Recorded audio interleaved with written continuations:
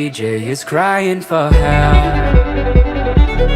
Welcome to J Silver Presents, where we present the best in esports from your favorite players. I am joined by FlyQuest Vulcan after their loss versus 100 Thieves, but still, it is always nice to chat with you, Vulcan.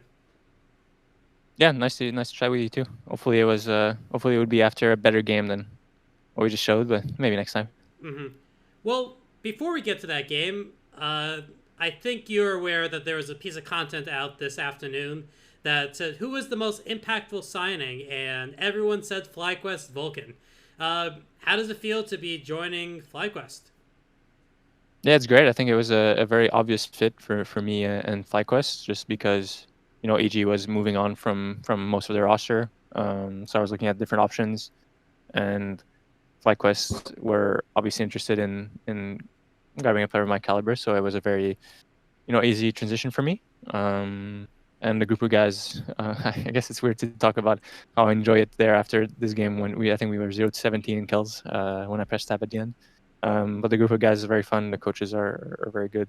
The atmosphere is nice. So yeah, I mean, we'll show better than what we showed today.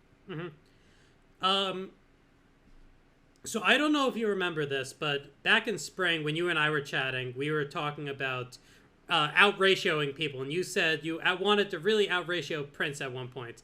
Now you're playing with Prince. So how does it feel to be playing with someone of this high caliber, and someone, as you very well told me, you highly respect? Yeah, no, he's very good. I think he's the best ADC in the league, and it's been fun to kind of, I guess, get on the same page with each other regarding matchups or how we want to play, stuff like that. We're obviously still doing that whole process. Right? I don't think I don't think any duo is ever done with that process, right? So it's been fun to get to know him as a player and as a person. I think he's a very impressive player, impressive person. Like, he's very committed to his craft, I guess. And he's very outgoing for an import. I feel like usually, maybe not usually, but sometimes you'll get imports who feel like, far from home, and they're like a little bit more closed off and they don't talk as much. But he's very talkative. He'll like raise issues or start conversations, stuff like that. So it's been great to see, and I'm excited to see where we can go. On the other side, I do also want to ask about Impact. You played with him. You won a title with Impact back in, Jesus, just feels so long ago, but the spring of 22. And now you're reuniting with him on the FlyQuest. And I know that from talking to both of you that you both contributed to the shot calling of your respective teams. So how does it feel reuniting with your former teammate in Impact? Very smooth. Impact is very easy to work with. He has a big voice in the early game, late game, like anything in reviews. He loves talking about the game. He'll always like bring up something or talk to Spica about something that happened early game where he thinks maybe Spica should have done something differently, or teach him something about the matchup. He's always like a kind of like a teacher a little bit, where he's gonna go to somebody and try to help them learn or help them get better. And yeah, he has like a very consistent voice in the game in terms of shot calling, what he wants to do, stuff like that. So yeah, it's very, very, very easy, very nice to be back playing with Impact. All right. Now I got to go on to that game a little bit. I know you said you wish you played the game better. And I know that when you have a point like you did with the mid laner and Nuke Duck, I know that's always a little tough to watch back, but I still want to know a little bit about your thoughts on that game. Yeah, I mean I think we went for this early invade with our champs, right? And I think that was pretty good for jungle, but then it was bad for Impact. I think he got probably zoned from EXP. I don't know exactly what happened, but I know that it was bad for his matchup, what ended up happening. But then we had a pretty good position for Maokai into Wukong, where Wukong doesn't have like many camps to clear. Like, he can't really go and do anything useful.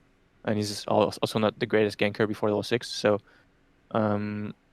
but then I think Spica messed it up, where Wukong was able to like get something here and there. He was able to steal the red. Use a Maokai when he has like really nothing else to do. and then that was like early game. Then Renekton jumped over and killed him at Gromp, and then we got 2v2 kill bot, and then we went for a dive top play and we died. And then I think nothing was really going well for us. The early game was pretty atrocious, where I think if we have an even state after early game, we are in a pretty comfortable position, but we fumbled it pretty hard. But it's also one of those games where you don't want to look too deeply into it, right? Like mistakes happened. I would say they're uncharacteristic. Obviously, I'm playing scrim, so for me, they don't look characteristic, I guess. Maybe to the fans, they'll be like, "Oh, this is the first game I see. This is FlyQuest," you know. But I think we'll show that we're a much better team than what happened today. Gotcha.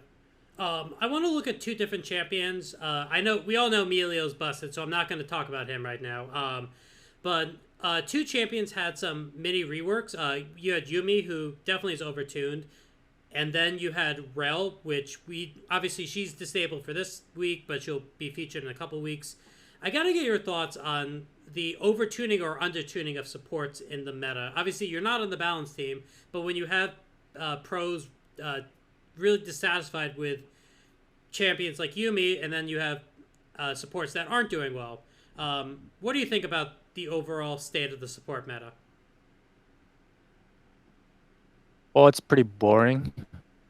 Yumi and Milio are like the two most OP champions in the game. So thankfully, Riot, I didn't read the patch, but I know the next patch, whatever number it is, they're both getting nerfs. I'm not sure if they're like big nerfs. I think I saw Riot talk about how he doesn't want these champs to be meta right now, and they're trying to move away from it as much as possible. So I think that's good. I think the meta is just boring. The games are boring.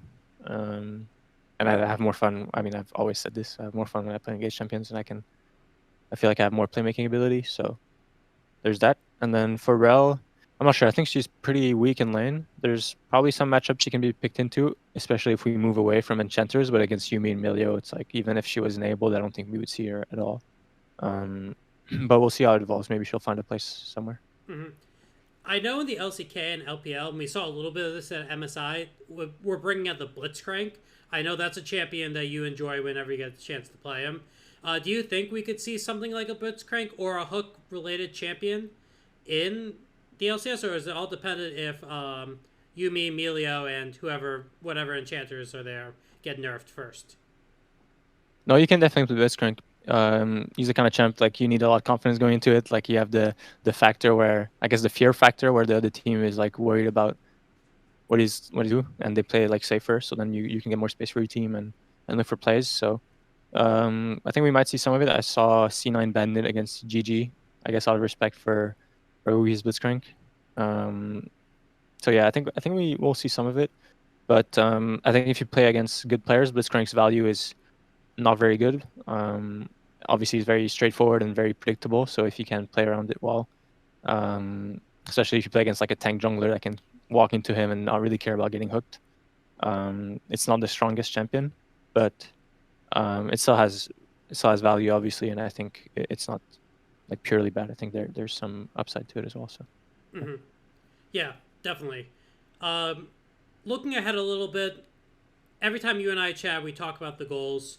I know you have a brand new team, and like you mentioned, this may not have been your best showing of for your first game on FlyQuest. So I kind of want to know, what do you think is going to be important for you as a player to help make this FlyQuest roster not only push for title contention, but also qualify for Worlds in Korea?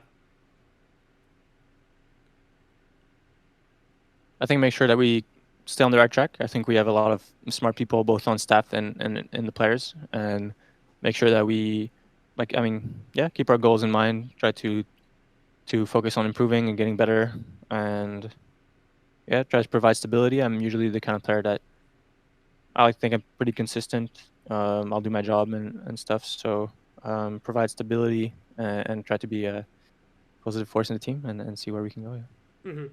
Two more questions for you. I know I may go a little over. Number one, you scared half North America to death this offseason when you were posting pictures from Europe with Niski. I kind of want to get your reaction. I didn't get to talk to you much during that period. How How was it feeling that you scared half of North America to death that we were losing you?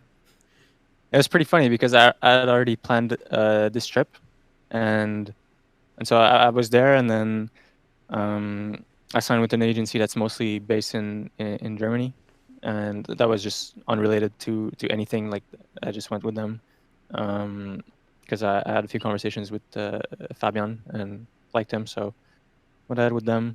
And then I was in Germany, so I was like, I can troll pretty much everyone right now. It wasn't decided yet that I was going to stay in NA. It was like a consideration that I might go over to LEC, but nothing really materialized there. So and also FlyQuest was better than any offer I would get from teams in Europe, right? And I want to play with the best team possible. So yeah, I guess in the end I was trolling, but there was a possibility. Yeah, no, I did know that there was a possibility, but we're happy that you're staying here in North America. Finally, is there anything you'd like to say to your fans? Yeah. Sorry about this game, guys. Yeah, that was disgusting. We'll do better tomorrow, and I don't know when this interview will drop, but hopefully we're 2-1 by the time you see it, or 0-1, and then tomorrow you see that we are much better than that. And thanks for the warm welcome to FlyQuest, to the fans, and yeah, I'm excited to represent the team. Okay, now I got pressure to make sure it goes up on time. With that, that's all the questions that I have. Vulcan, thank you so much for speaking with me, and I look forward to seeing how you perform on FlyQuest. Thank you, Jay. Thank you. Have a good one. Will do. For help. The DJ is